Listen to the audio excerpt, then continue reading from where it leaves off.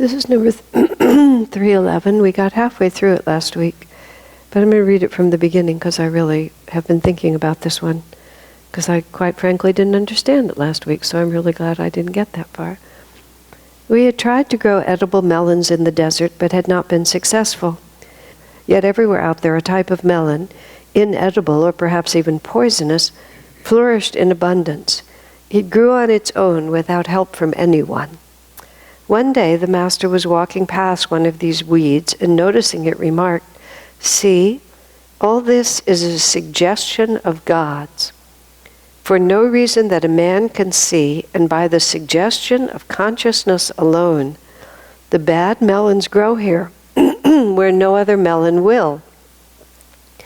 His reference to those melons was to show that there is a conscious intention behind everything. That intention, applied to those melon weeds, demonstrated also the presence of the satanic force. For Satan, he said, is that aspect of the infinite consciousness which might be called the spoiler. Satan's handiwork is visible everywhere. He is the villain of the piece. The master obviously wasn't saying that the evils of this world, being suggestions of God, ought to be viewed as objects of worship. He was referring only to the amazing evidence all around us that there is consciousness itself everywhere at work. You know, last week when I was getting up to that one, I really didn't know what it meant. And I am still going to only half guess, because Swami doesn't draw it out and explain it. Okay, I think last week I was talking about the documentary I saw about the first 9 months of life, and the example they used of the quadruplets, where one egg went into 4 identical parts, and how in the documentary illustration, somehow or another, they actually put a camera inside the womb, because you're actually looking at real fetuses. I don't know how they did that. But for this part, I don't know whether they're actually using some kind of a microscope camera, or whether it's an animation. But you see all these pulsing bits that are supposed to represent cells, either actually are cells, or are supposed to represent them. And they're all alive, and they're all moving, and they're dividing and not dividing, and they're explaining to you, at this many weeks, this happens, and so on like that. But then there's this weird fact that this egg broke into 4 parts, this fertilized egg broke into 4 parts and created 4 identical people. And not knowing about the jiva inhabiting the womb and the jiva and its karma being the driving force, they can only describe it, they can't explain it. Well, what I was realizing when I was reading this about the presence of consciousness everywhere, that those melons are growing without any help from anyone. I mean, that melon, think of it, it's a seed. You know what a melon seed looks like, and so if nobody eats the melons, because he doesn't speak of the fact that they feed the coyotes or the anything, although there must be some ecological relationship to other creatures. In Master's time, people weren't always thinking like that, so maybe it was true, maybe it wasn't even true. Maybe they just grew and rotted and served no apparent purpose. But they would proliferate because the seeds of the melon would crack open, and then they would grow again. Of course, you look at a seed, and it just, where is the melon? Where is the vine? Where is the will to grow? It's just a melon seed. I have bags of pumpkin seeds, I have bags of sunflower seeds, sesame seeds. Rice itself is, can proliferate into more rice, which is why we burn it up as a symbol of burning up karma in seed form. But somehow, some force of consciousness activates that. And the way he puts it here, God suggests it. God suggests to that seed that it ought to grow. There's no human intermediary, and there's no way you can make any sense out of it except for the fact that its potential is inherent within it. And And now shift over to, and then you have this part where he throws Satan in, because he calls them those poisonous melons are a spoiler. Whether or not the presence of those melons prevented the growth of the good melons, no one knows, but the whole desert around his place is littered with poisonous melons, as if to mock them for their inability to grow good melons. You don't exactly know. It certainly spoils the potential of the situation in the sense that you would want to have from the human level, and I was explaining that last week about the human body and its role in evolution, so to speak, from a spiritual point of view. But there's also a conscious force that suggests things that do not facilitate positive outcome. And if those deserts were filled with beautiful edible plants that just grew on their own, and mankind could be sustained and add its higher vibration to that whole place, then it would all be very different than it was. If human beings could just live there and eat those melons, but the suggestion that those seeds responded to was a poisonous suggestion and not a useful suggestion. My mind catches a little on the sort of ecological way people talk about things, that there's no mistakes and so on, but some things are higher and lower vibrations, it has to be said. And that's also part, last week I spent a lot of time on that thought, so I don't have to work on that this much about, but the poisonous melon is not as high a vibration as the sweet edible melon, because it doesn't serve higher consciousness like a sweet edible melon would. And Master even talked about the reason we use rose petals for Kriya initiation is because rose petals have the highest vibration. So otherwise we could use pansies or marigolds. Marigolds are commonly used in India abundantly, but roses, Master said, have the highest vibration. That's why we use them. So even in the plant world, you see these, gradations. And what about those plants that eat flies and are actually carnivorous plants? Where does the carnivorous plant fit in to things? And in they're peculiar, and I think they smell bad. But flies are not nice, but still, you can see that in the plant world too, there's going to be gradations of refinement, if you think of it in terms of the devas.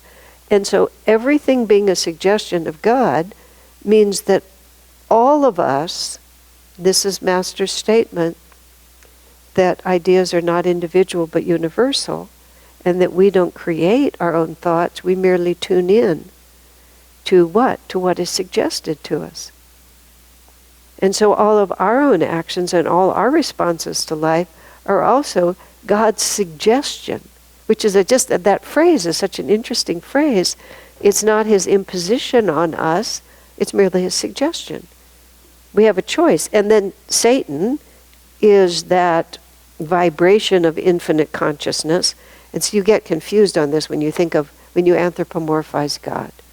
And you think of him as a guy pretty much like me who wants pretty much what I want, and then you get confused. But if you think of it as Satchidananda, ever existing, ever conscious, ever new bliss, and the suggestion is vibrations of consciousness that exist that we have the opportunity to tune into.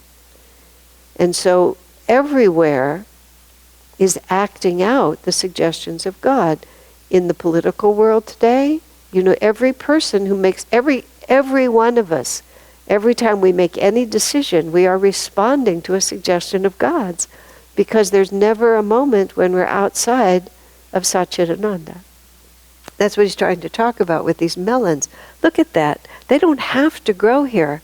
And there's no independent will that's causing them to grow, but those seeds are responding to a suggestion of God's.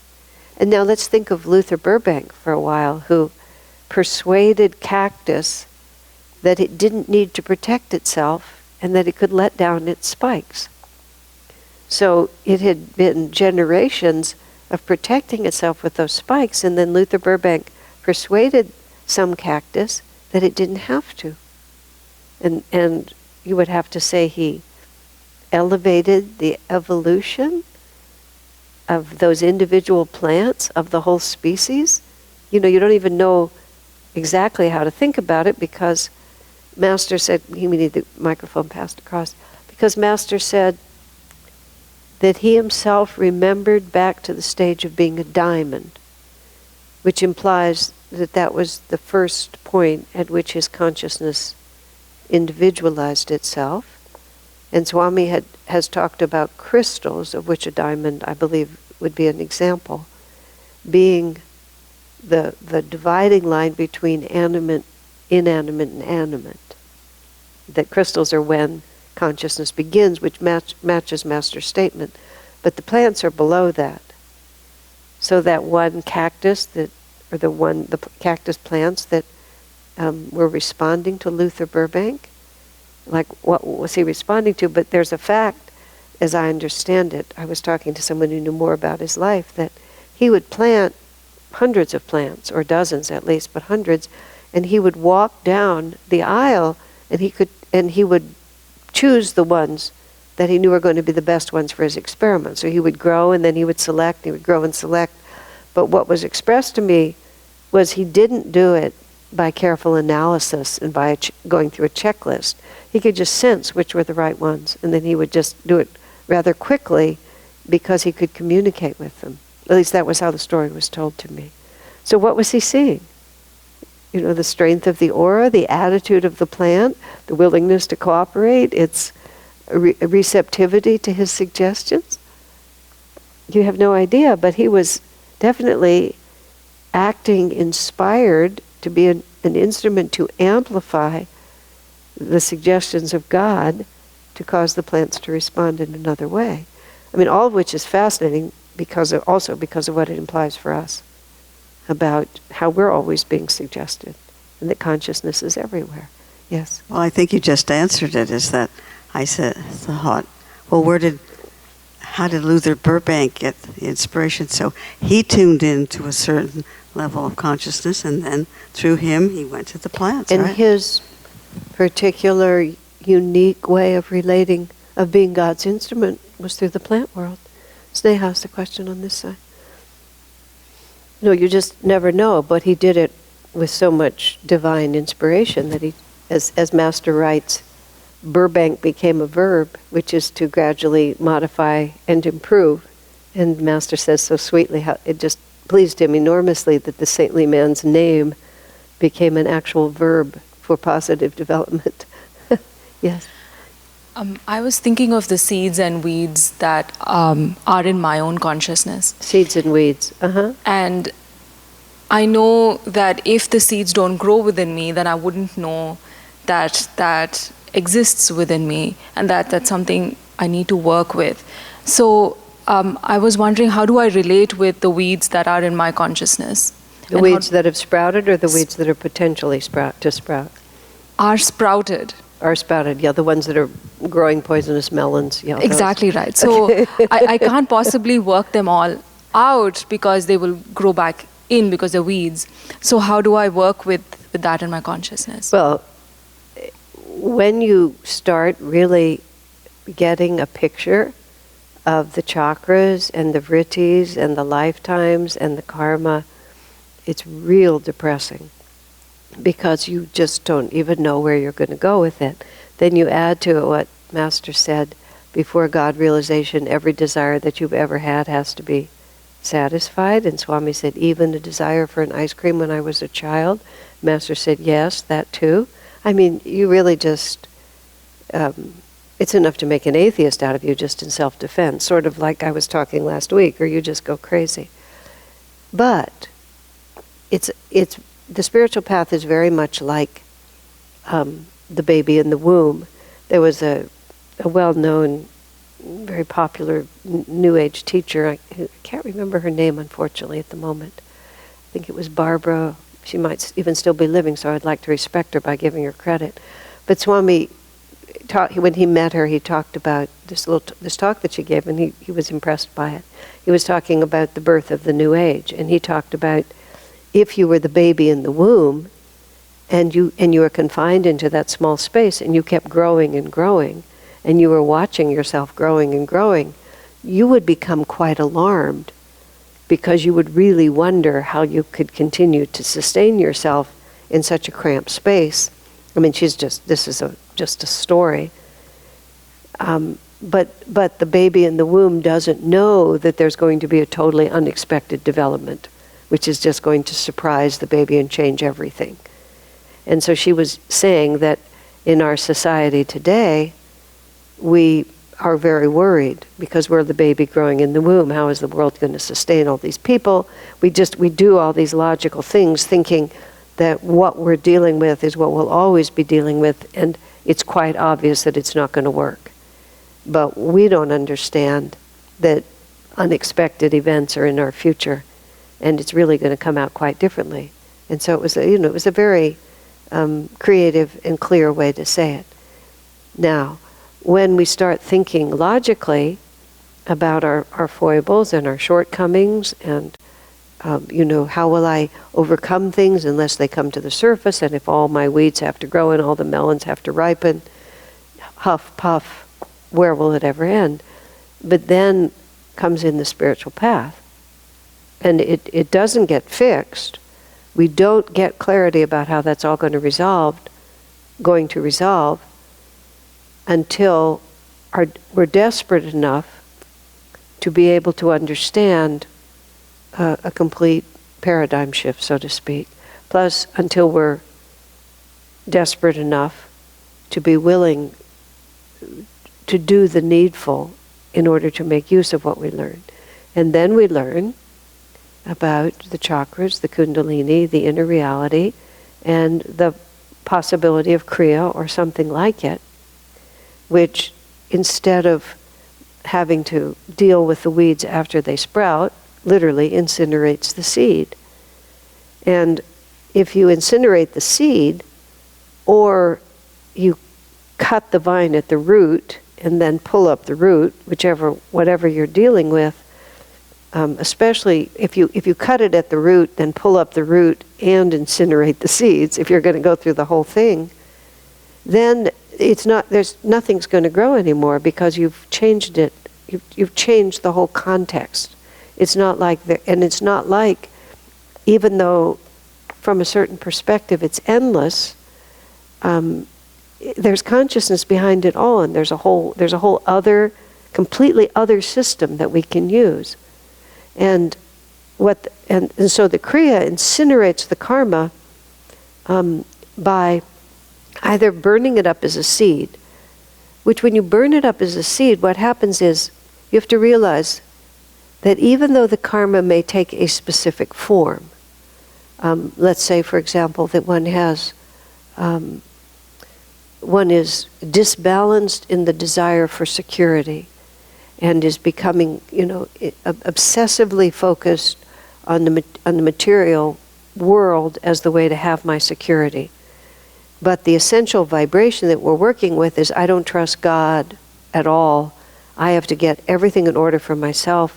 I don't trust a higher law. I have to have it my own way. I had two experiences. I'm not much inclined toward money, and I don't want to exaggerate that, but it's just not been an obsession of mine. When I was talking to a financial manager at one point, and he was talking about money, this was when I was dealing with my father's inheritance, my inheritance from my father. And he started talking about, the different ways you could handle it. It was really interesting to me. It was partly because I guess I was sitting in this room where so many people have talked about money. I had this sudden, intense desire to have lots and lots of money. And it just came over me like this feeling, like I have just a little bit of money. Can you turn it into lots and lots of money? And it was very visceral. And I watched it and laughed about it, but it was very real. It was very real. And then on another occasion in my own house, there's a closet under the stairs, and I had this strange desire to fill that closet with gold. And I wanted it to be all full of gold, not in boxes, but just in and I wanted to be able to go into that little closet and look at all that gold. Just like, what a weird idea, but it wasn't, it was real. It was like I had this need to fill that closet with gold, which of course was preposterous. But such ideas can be real for other people, because they were very real vibrations of consciousness for me. They were old, and whatever I had needed to learn from them, I had mostly learned, so they just popped out in this weird way. But if you have a very strong thought like that, especially if one has the alternative of having a more spiritual attitude, or a more, even just let's be simple, like, why do we need to keep all the gold in the closet? Can't we do something constructive and helpful with it?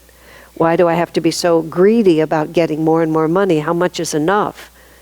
And if I make choices, which I'm sure I have done in the past, that prioritize my own insecurity and my own need for all that wealth above faith in God, or concern for my fellow man, or even concern for my family. I mean, we know all these stories. We've seen all these stories. They're acted out around us all the time. Or we see them in the movies, or we see them in novels. We know what these stories are. If one is doing that, that is an unlearned lesson that's just going to have to be resolved. But so it may manifest itself as losing all our money, or from a positive point of view, we accidentally have to help people with our money, and then we discover how much nicer that is than just hoarding it. But in some way or another, one has to come into a balance with an attitude like that. But it isn't really that one needs a closet full of gold, or a big stock portfolio, or the capacity to feed 10,000 Brahmins, or anything like that. The whole thing begins as a vibration of consciousness. On the spectrum between matter is the sole reality and God is the sole reality, if you just think of it as a spectrum, we vibrate, just like the keys on a piano have a very specific number, that represents that exact tone. Every thought we have vibrates at a certain perception of reality. And since the whole thing is a dream anyway, we're just perceiving, we're choosing the suggestion of God or Satan, and it sort of just depends on how selfish it is. It's all Ananda, but some of it is downward pulling and some of it is uplifting. But it's not the closet full of gold, it's the fact that we're vibrating on that level, and if you're vibrating on that level, it will manifest on that level. So that vibrating on that level is like a seed of karma, that I keep vibrating and believing this is true, and this is a desire that I have that's going to have to be fulfilled, because as long as I'm vibrating on that level, a piece of me is prevented from ascending. So when we start doing Kriya, several things happen. One is that perhaps we start generating magnetism at a higher level than needing a closet full of gold. Or suddenly just wanting to sacrifice everything to accumulate lots and lots of money.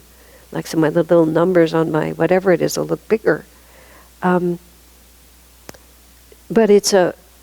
we may generate sufficient experience of the loving presence of God and the power of God to take care of me, that the idea of a closet full of gold just seems preposterous.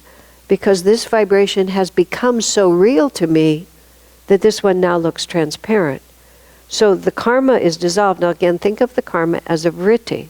A vritti is a whirlpool of energy held together by one central thought, one central idea. And whatever that central idea is, that's the desire that Master was saying, that all those desires have to be fulfilled. But they don't necessarily have to be, well, I don't actually know what Master meant. Whether you have to actually eat the ice cream, or you have to get the satisfaction that the ice cream would have brought you on a higher level. I don't understand how literal it is. But the vritti is held in place by the power of the central idea, and by the, just have to pick this up, and by the dynamic interplay of the flow of energy up the spine, compared to the power of the vritti. Think of a river and a whirlpool, which is an image I present all the time because it's so vivid. So the kundalini energy drawn in through the medulla circulates through the chakras, goes all the way to the base chakra, and comes back up again. And either the full energy that we draw in circulates through the chakras. I mean, my ways of thinking about this are just my own, but the chakras go all the way to the earth element, the earth, water, fire, air, ether, and all of those elements are required to have a material life. You can't be in a material body without the earth element. So it's not that the earth element inherently is wrong, it's whether or not we circulate the energy, draw that energy upward and then express the upward moving potential of it, or whether as that energy circulates, I think of it like the UPS truck, whether it just keeps emptying itself out, supplying all those vrittis. And if it supplies all those vrittis, then by the time it comes back up for us to act, we have 2% of the energy we drew in, because all the rest of it is keeping all these vrittis going. Just like a river heading toward the sea gets diluted, gets diminished by all these vrittis. Our capacity to make a resolution, to go forward, to follow through on it, is entirely dependent on how much energy is being drained away by all these vrittis. Again, this is the gospel according to Asha. I don't really know if this is exactly how it works, but this works. You know, this is a way of understanding it. So, Kriya increases the flow of the river. And when it increases, if the river is stronger, every vritti that has less power to pull away from the center will get sucked into the center. So when you brought out that question, how, you know, I heard in that, I'm not sure exactly it's what you said, but if it doesn't come to the fore, how will I even know how to work on it? Well, see, what happens is, and this is why we change so much on the spiritual path, especially if you're following a path like this one, which cooperates in a very subtle way with the way we're made. And it's not like ours is the only path, but these are objective realities. And if you have a path that says, well, you know, you just bounce on your elbow and that's going to get rid of the vrittis in your chakras, it's just not likely to work as well as one in which you're actually working with the kundalini energy and the chakras and this. But every time you circulate the Kriya breath, you know, one inhalation and exhalation, and consciously run the energy through the chakras, you know, drawing energy in all the way through. And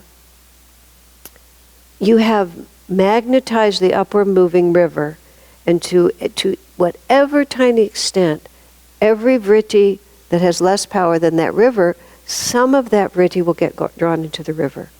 Until eventually you will actually absorb, you know, many, many of these vrittis, which is to say, you will dissolve the karma.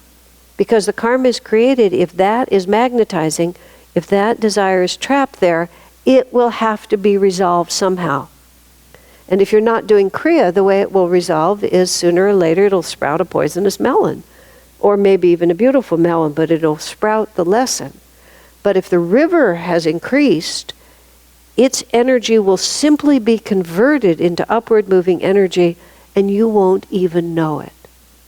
You will just suddenly find that you're more energetic, you're more cheerful, you're less likely to be upset, you're disinclined, some of your bad habits have begun to fade, stuff that used to seem really appealing to you just isn't, and you don't even remember when you made any of those decisions, because they weren't made by the conscious mind, they were made by a shift of energy.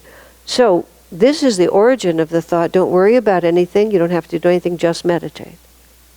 And this is why often on the spiritual path, and this is a delicate issue, the place of psychological counseling is not, it's more subtle on the spiritual path, because too much preoccupation with those vrittis can strengthen them. And so if we spend too much time reflecting on what I'm upset about and why, and what caused it, and you know, what happened in this life, and what happened in the lifetime before, and who did what to me, and now I'm meeting them again, we can just end up just making that vritti bigger and bigger and bigger. Now there is also a place where, and the simplest way I can think of to put it is, you have no idea who you are or why you do anything. And you really need to spend some time getting to know yourself and figuring out why you're behaving the way you are and where your pain is actually coming from. And that is a very appropriate time when a neutral third party who knows how to get a person past their confusion can be very, very helpful. And then there's a point on the spiritual path where you know where your pain is coming from, you know enough about yourself, and more simply weakens you rather than strengthens you.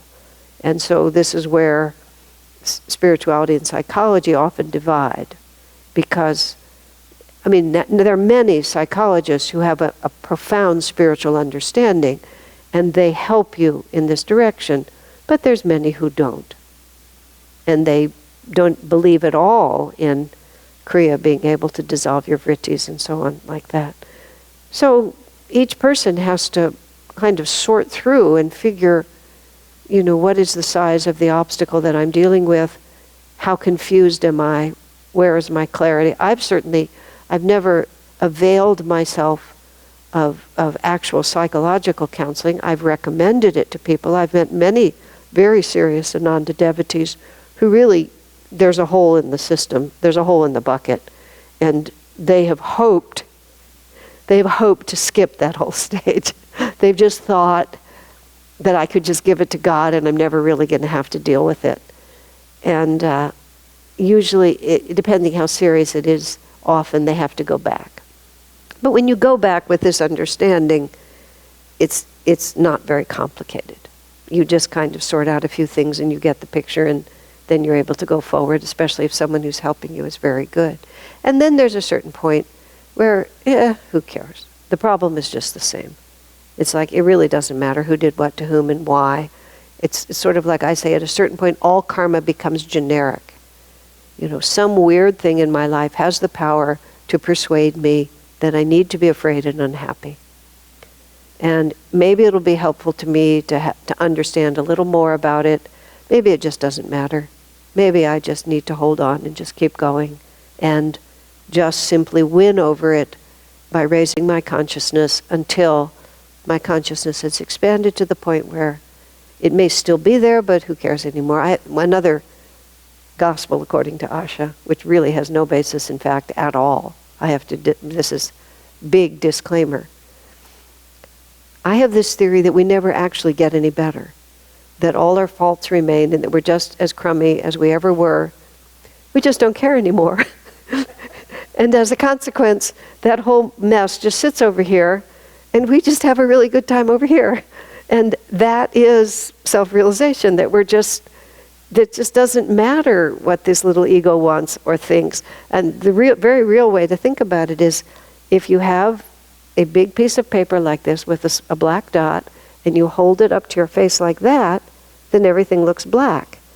If you can lift it way out, the black doesn't change. It's still sitting there, but it's now on this enormous field. And so its capacity to influence you and your sense of proportion about how much of it matters is completely different.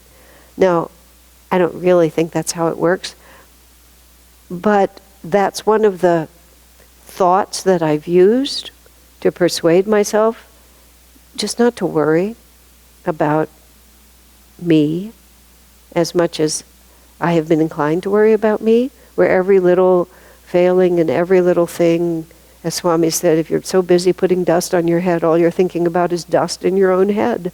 You're not really growing. I think I said that last week. I could never understand the difference between guilt and actual spiritual progress. Swami tried to explain that to me, and I could never quite understand. That was when he said, if all you're thinking about is your own head and dust, that's all you're thinking about. That's not freedom. That's just incredible self-preoccupation. So then I began to realize the past lives of all men are dark with many shames, and these are some of mine. But it doesn't have to actually define me. It's I who allow it to define me. And I began to realize that that was the problem. The problem was not that I had an inclination to do this, an inclination to do that, that I was lazy here and undisciplined there and mean-spirited here, or any of those things.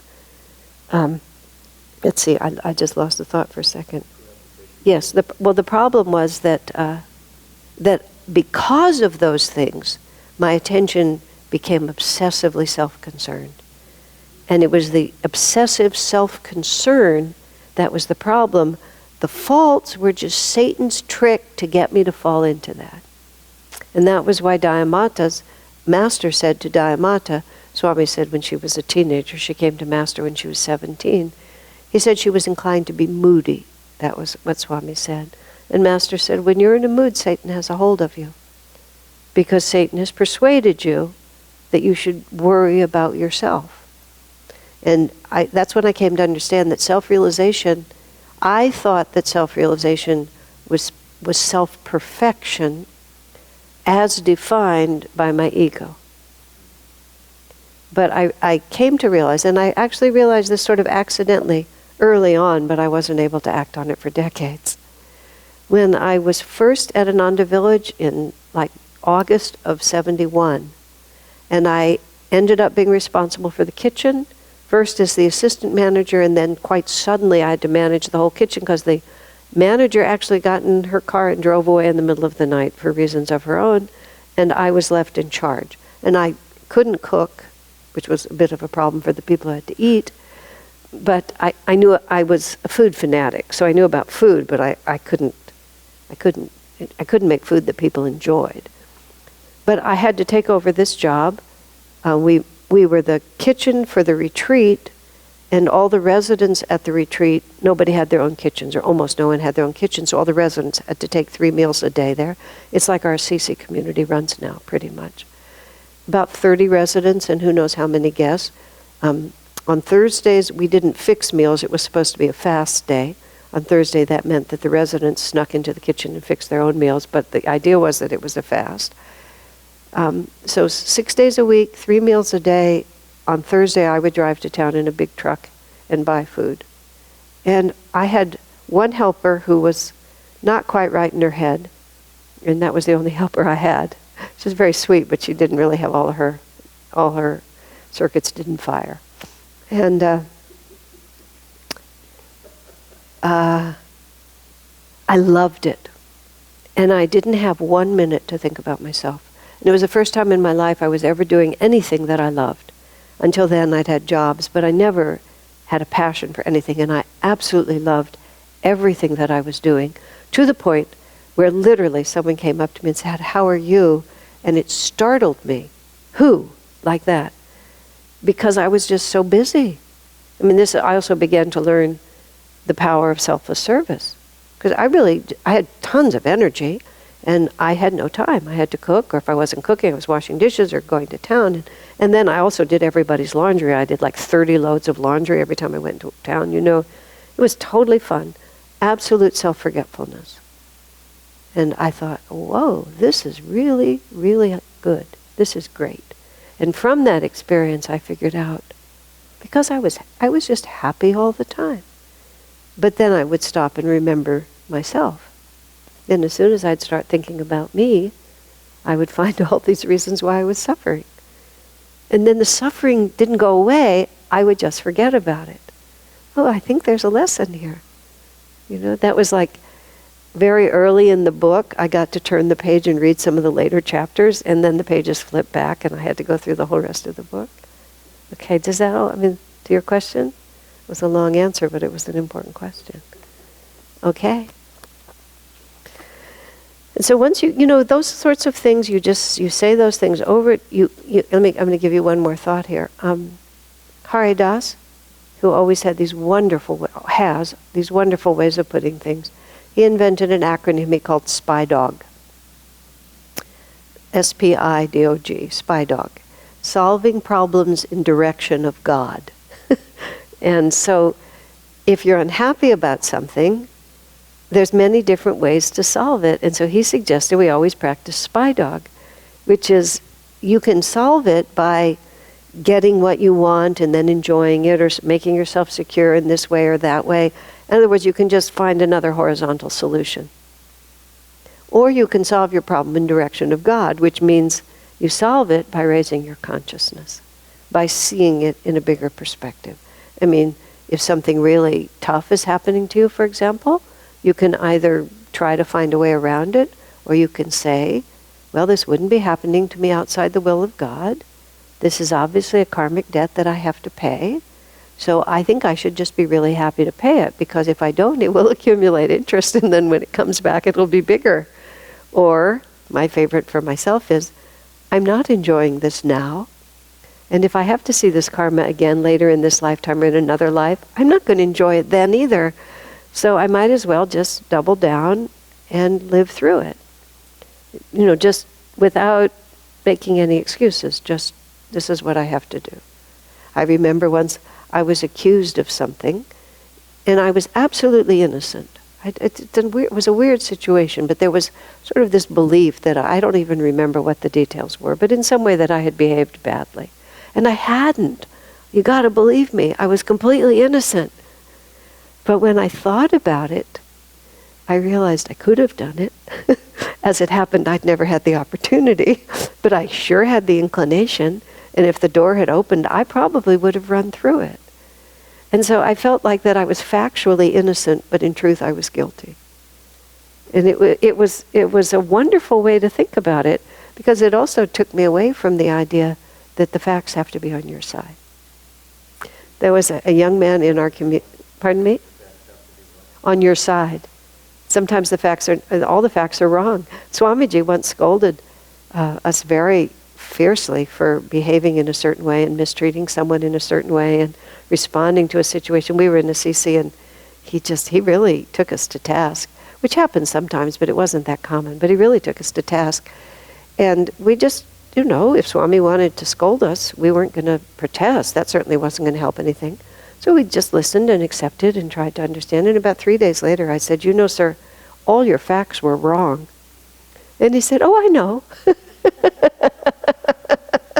But then he actually said something he said, but if someone could even falsely accuse you, he said, you have a problem that you have to deal with. Meaning, that accusation wouldn't have come if the potential wasn't there, which was what he was saying.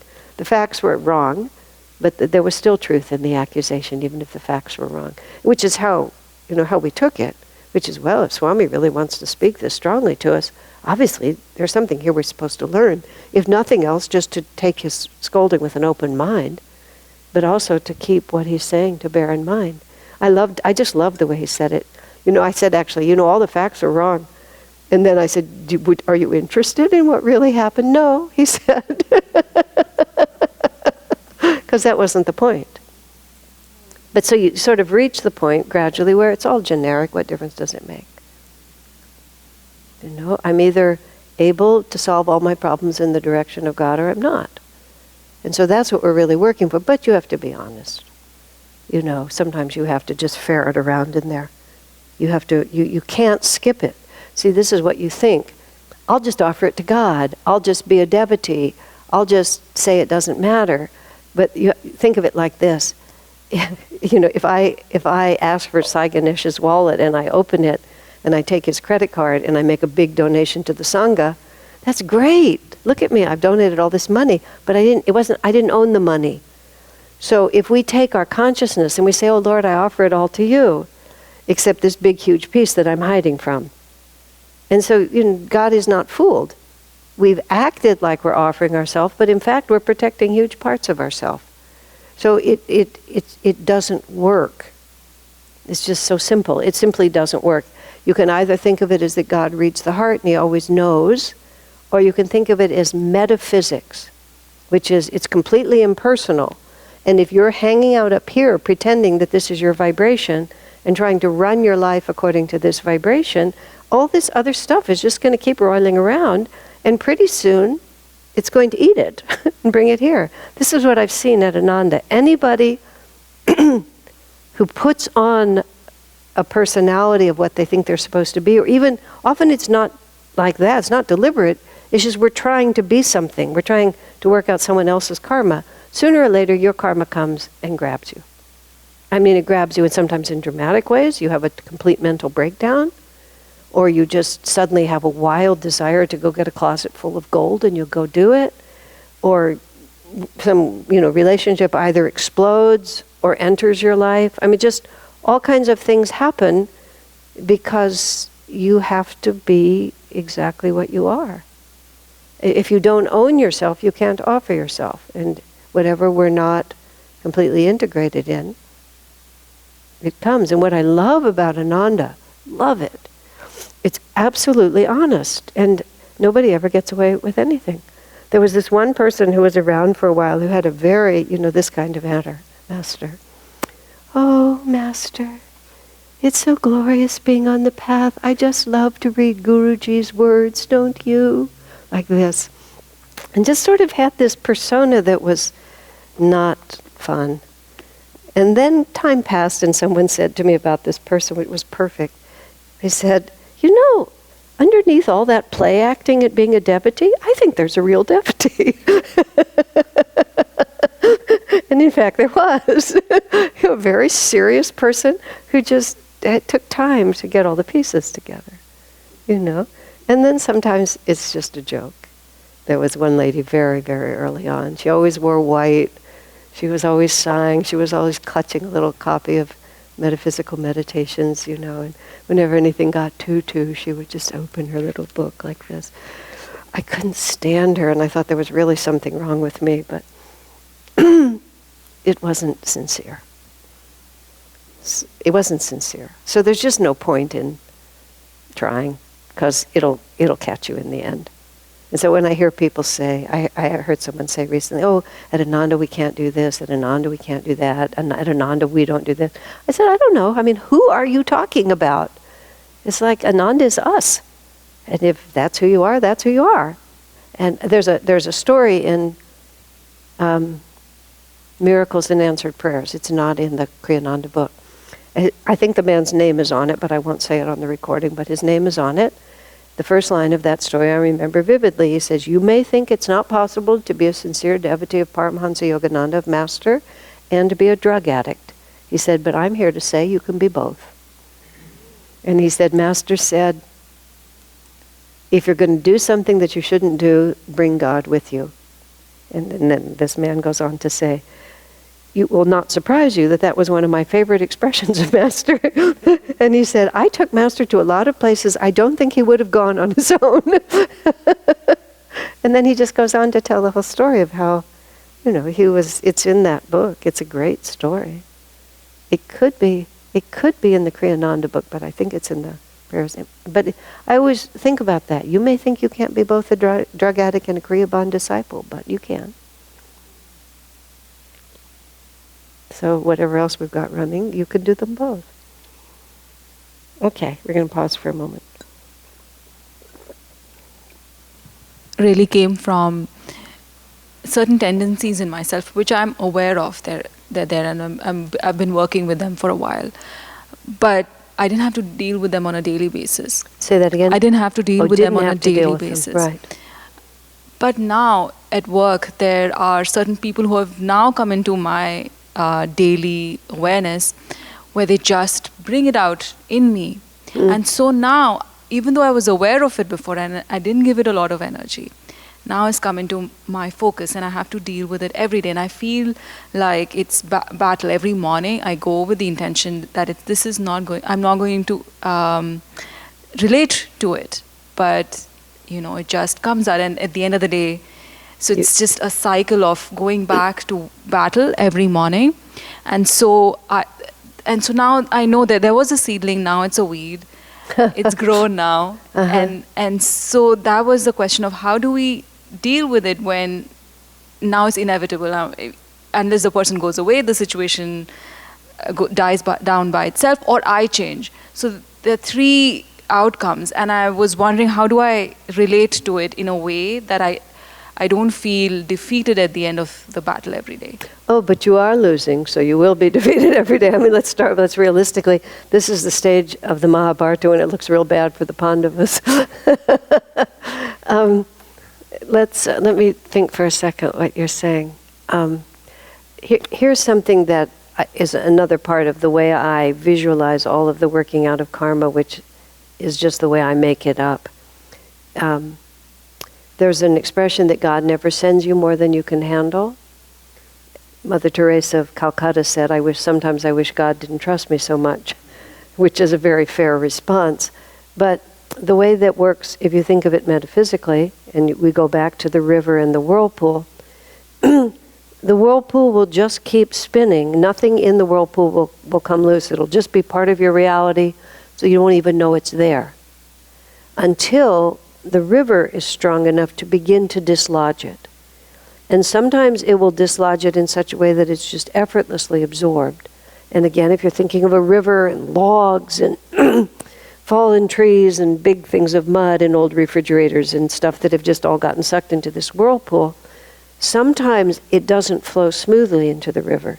It crashes into the river, it disrupts, the things hit each other, the whole river gets diverted for a while. Just you can imagine there's many ways in which these vrittis become absorbed. And some you don't even know they're happening, you just have an expansion of freedom. And others are happening on such a colossal, chaotic scale that you can't think about anything else. That almost all of the river is drawn into the whirlpool. But it would never happen until the upward moving energy and the whirling energy had reached a certain point, which is to say, you have to be strong enough before the karma is going to come to the surface. The other way I think about it is when I was a girl growing up and I was learning to sew, I had my little sewing kit and I had my pins and my needles, and I don't know how, but I also had some little magnets in there. And I remember I would spend a lot of time laying out the pins and then playing with the magnets because they all just did such nifty things and you could make all the pins move. And there was always this relationship between the pins responding to the magnet, and if I had two magnets together and all that sort of thing. So what we're working with our karma is magnetism. So I think of our karma as like there's this big sand, like my spine is this big pit of sand, and the karma is paper clips. And the paper clips are buried in the sand at varying levels and varying sizes of paper clips, or little clusters or individual ones. Some of them are great big and some are those pretty colored ones, although I don't know if those are actually metal. But anyway, there they are. And every time I do a kriya, I'm passing a magnet over the sand. And depending how powerful the kriya is, or whether my moon is in Hades and whatever else is going on, passing that over and all the little paper clips begin to squirm toward the surface. And then as the magnet gets more powerful, then they begin to squirm to the surface and then they begin to pop out. But they pop out in exact relationship to the power of the magnet. Because if the paper clip is more strongly buried than the magnet is able to pull, it'll just stay there even for incarnations. And it'll use up our energy, but we're just not ready to face it. So the first thing when you're facing an unexpected karmic opportunity, an unwelcome and unexpected karmic opportunity, is to absolutely believe that this would never be sent to you unless it was exactly timely. And that's a really powerful thought, because one of the thoughts is either that it's unfair or that this is just so far beyond me, I can't do this. Or to think, I don't want to, I can't. I can't. But if you really couldn't, you wouldn't be asked to. You can say, I think this is a really terrible idea. And you can say, like Mother Teresa, you really overestimate me. You really imagine that I have more strength than I have. But you can absolutely be certain you wouldn't be asked to do it. But what makes it weirder is that we don't even know a lot of the time what victory looks like. Because it may have nothing to do, for example, just as a random example, with your ability to keep your equanimity in the face of whoever is annoying you. The whole test might be pride that has to be humbled, compassion that has to be awakened, failure that has to be dealt with. We think victory looks like X, Y, Z. But that's the ego imposing that I'm supposed to be a certain way, and if I have to be that way. And it's telling God that this is what it looks like, and it isn't really necessarily true at all. It's just like you have to get up every morning, and you have to do your best, and the whole test could be, what do you do when you continually fail, and when your best isn't good enough? I mean, a person can be pushed merely absolutely to their limit in order, because if they're not pushed to their limit, they'll never learn surrender. There's just 1,000 things which makes it completely unnecessary to do more than observe. If somebody comes to you and they say something and then you behave very rudely, well, it's nicer if you don't. It's obvious. I mean, your common sense plays in here. But it isn't necessary for one to go and create a huge complex out of your failure. See, that's the difference. We can fail, and then, well, there we are. And Brother Lawrence, who was a very humble devotee who wrote Practicing the Presence of God, every time something went wrong, he would say, Lord, well, if you don't help me, look what a mess I make. And he just blamed God for every shortcoming. Because he said, of course, if you leave me on your own, this is what's going to happen. You have to intervene. You have to save me. And it's just a mess. It never tidies itself up.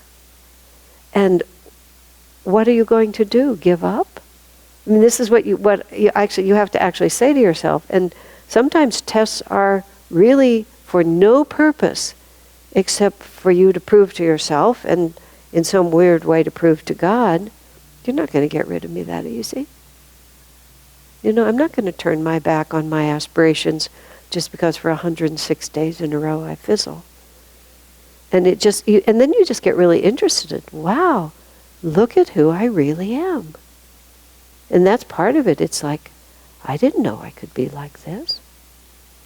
They sent me once to the city of Palo Alto to talk to them about our sign out front, and some petty little bureaucrat just tried to exercise her power over me. I was enraged. I have a quick fuse and I can strike out when things don't agree with me, but this was another order of magnitude. I was enraged. I actually was seeing red, and this was 20 or 30 years ago, but it was recent, relatively speaking. I was just out of my mind. I wanted to scream at her. I wanted to rip up her office. I wanted to burn down the building. These were all very real feelings I had.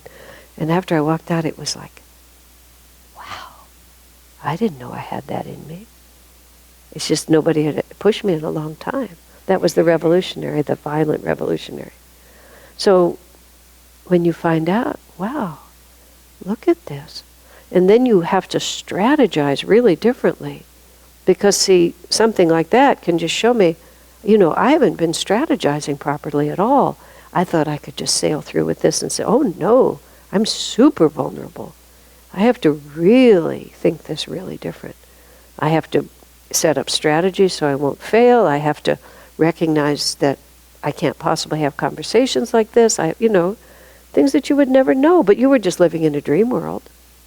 That's what Swami said to me when I was in something like this. He said, well, you just thought you were free and you're not. And now you know. I mean, that's how seriously he took it. Now you know. So now you can work on it. Which meant I had to back way up.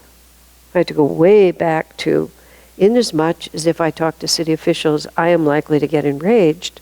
I have to think this out a little more carefully. Inasmuch as if this person at work, talks to me this way, I will really become upset. I have to really think this through. So now you have to put out energy that you didn't want to. Is this bad news? This is annoying and disappointing. But you weren't working out your own karma anyway. You were just taking a free ride. So now I know how hard it is. I can articulate all of that, but I know how hard it is. And you really are in the part of the Mahabharata where it looks like the Pandavas are not going to win. So the other thing that you have to say is, I know how it ends. I know how it ends. The Pandavas win. Ha ha, so there. Right now it's not going in our favor, but we're going to win in the end. We know we are. And that's about half the battle. Yeah. And it makes you very compassionate. I really know that. When you begin to fizzle badly, then all of a sudden you see all those other people fizzling, and you suddenly, instead of being impatient with them, you suddenly are you really understand what it is to fizzle. And if you've not fizzled a lot in your life, you generally need to fizzle before you find out. Then I'll give you one more thing. Everybody in the world wants to be loved, no matter how horrible they're behaving. Everybody really responds to a heartfelt friendship, no matter how horrible they're behaving. So actually the best strategy of all is to actually care about the people that you're dealing with.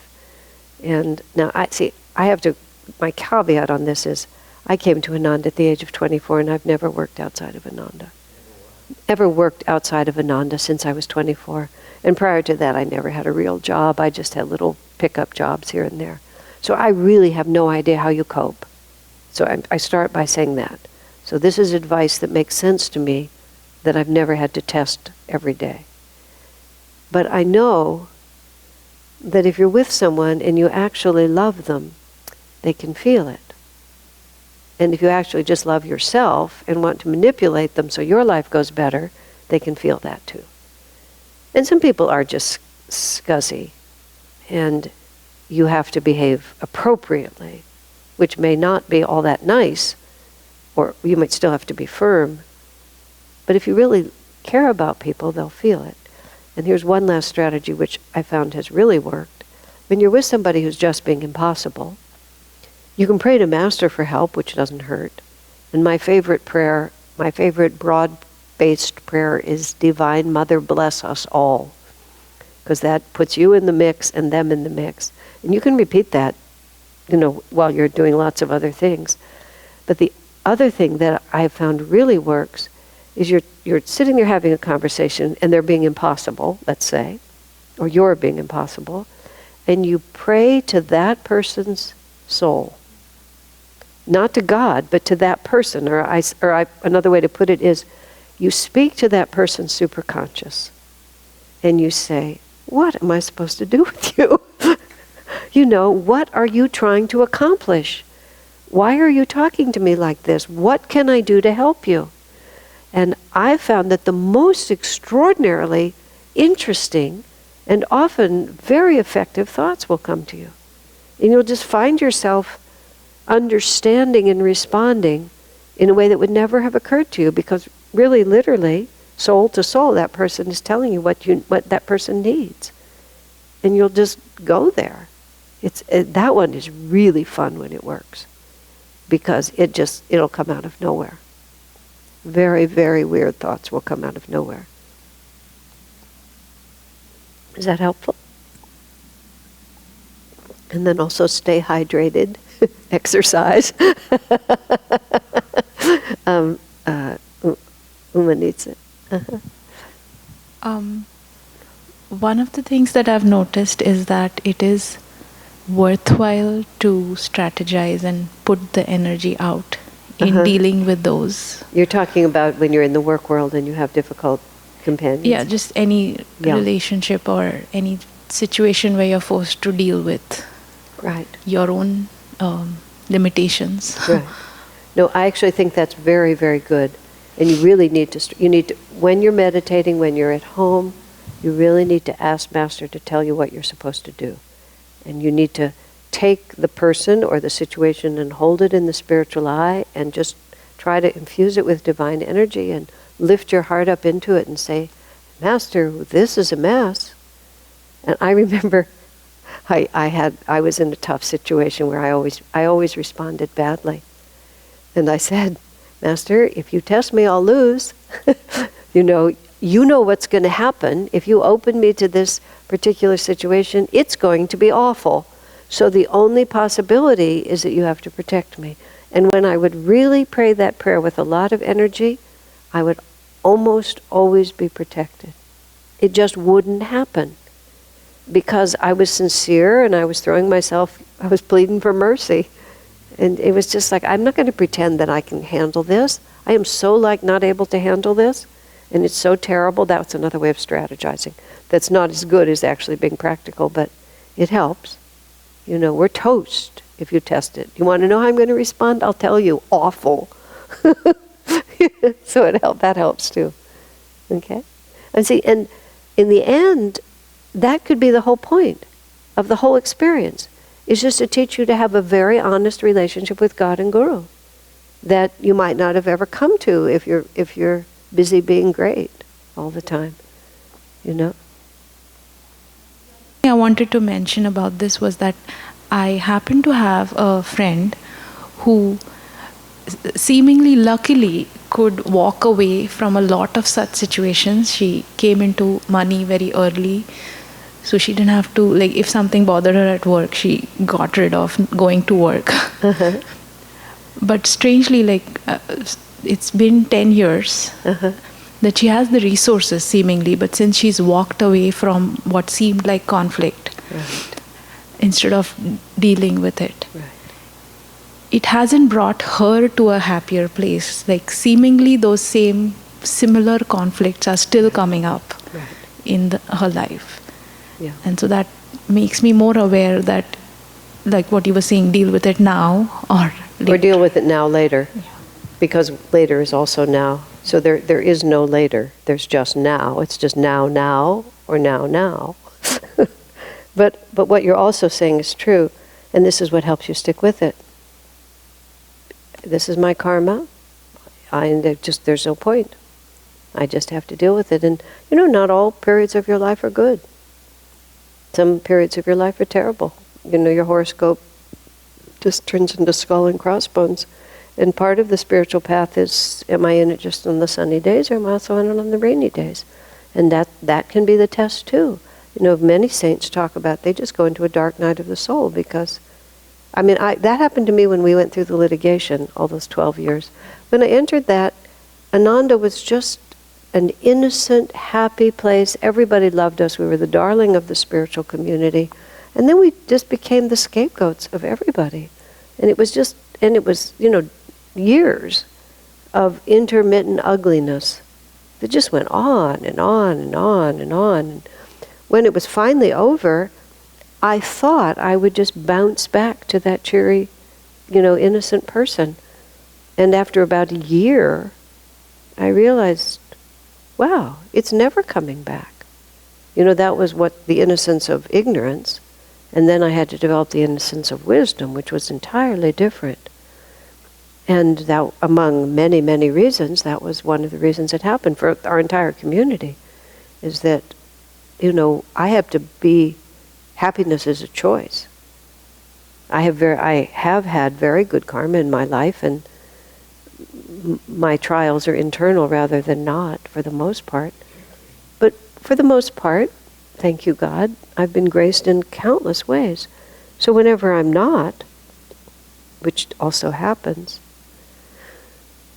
I get to develop whole different muscles that I didn't know were there. But you can always just dull your consciousness and run away, but sooner or later. And yeah, it takes a lot of, that's why out of 1,000, only one seeks God, and out of 1,000 who seek, only one realizes God. Because most people discover that it's harder than they thought. So you have to also ask yourself, which side of the ledger am I going to fall on? And then these are very important questions. And then be practical, like Urmila is suggesting. Okay, I know this is going to happen. I'm not going to meet this person alone. I'm always going to have them with. I'm not going to have the conversation in the coffee room. I'm going to sit down and be direct. I'm going to sit myself in a comfortable position. I'm going to fold my hands. Just whatever, 1,000 things so that you're really ready for it, because if you're vulnerable, you have to think like that. And it's helpful. All right. And I'm going to give one last suggestion. Fill your pockets full of sacred things. Fill your pockets full of sacred things. Put pictures of Master inside your phone. Maybe you have a little of that, have a lot of it. Wear your mala all the time. Just add as much spiritual armor to your life as you possibly can. All of these are the things that they really make a huge difference. One of my friends, he couldn't keep anything out, so in his desk drawer is where he had his pictures, and whenever things would get a little tough, he'd open his drawer and pull out a pencil, because then he could see the Master smiling at him, and then he pushed the drawer back. just recently I had a test where I had to pull in, but I had some months before lost one of my bangles that had an important stone in it. And I looked around, but I didn't forcefully, try everything. I just let it go finally and kept going with what I needed to do. And on the day before it resolved, which happened to be yesterday,